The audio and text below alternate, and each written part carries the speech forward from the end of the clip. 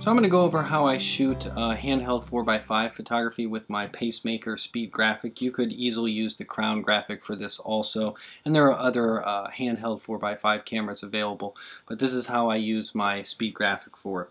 The first thing that I did was I removed the original viewfinder here, and I replaced it with a cold shoe. I just went to the hardware store and got a nut and a bolt and then mounted it onto there through an existing hole that was there when I removed the original viewfinder.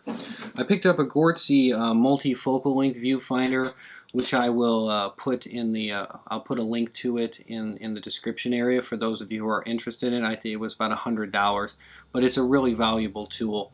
I actually use it when I'm shooting 4x5 on a tripod or 8x10 so that I can get my composition and see how it might look with a variety of different focal lengths.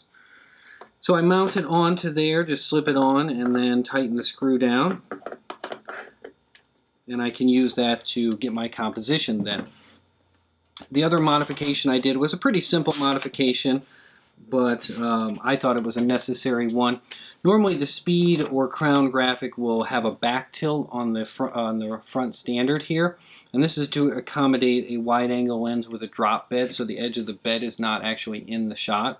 But with this particular lens, this is a Volensock 108. I don't have to worry about the edge of the bed being in the shot because it just doesn't appear in there. It almost does, but it doesn't quite.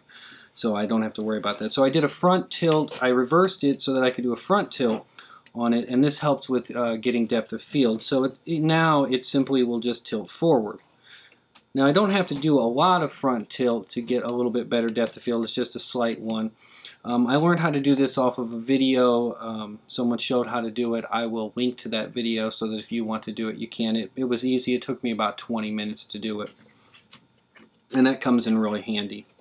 The next thing that I did was I made sure to couple the rangefinder to the particular lens. The rangefinder on the Crown or Speed Graphic is located underneath this cover here, and there are some sliders in there that you can adjust. It's sometime on the top also. You can adjust the rangefinder there underneath there. It's really important to adjust the rangefinder accurately because when I shoot handheld with this camera, I don't check the ground glass at all, and so I really need to make sure it's spot on. I spent half a day adjusting that, just continually readjusting and readjusting. The first thing you want to do with the Crown or Speed Graphic is set the infinity stops. There's two stops right here that allow, when you pull out the actual lens, it stops it, so it only goes out to a certain length, and then you lock that down and you focus on infinity with this particular with your lens, and then you couple the rangefinder to that, and then you make sure to check the rangefinder at many different lengths, you know, infinity, 15 feet, 6 feet, just to make sure that it's dead on and spot on. That I can't emphasize that enough when you're shooting handheld because you're not going to check the ground glass. I have a hood that I use. This is a Kodak Series 6 slip-over hood just to help with lens flare and so forth, so I just put that on.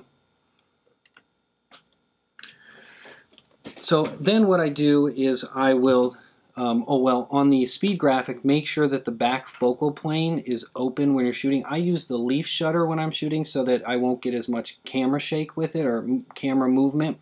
So I use the leaf shutter when I'm shooting with handheld, but you got to make sure on the Speed Graphic. The Crown graphic, you don't have to worry about this because it doesn't have a focal plane shutter. But on the Speed Graphic, make sure that it's to the open position. I made the mistake a few times of shooting some images with the focal plane shutter closed, and of course when I shot the images there was nothing on it because the focal plane shutter was blocking the film. So make sure that that is to the open position. So once you've got the rangefinder coupled and everything, it's pretty straightforward. I'm using a Volensock 108mm lens, and the reason I chose the 108 is it was originally designed for a 5x7, so it definitely covers the whole negative, but I chose it because of the angle of coverage that it provides. It's not too wide. I didn't want to go as wide as a 90, but I didn't want to go to like a 150 or greater millimeter lens. One of the reasons I did that was the angle of coverage, but the second reason is the shutter speed.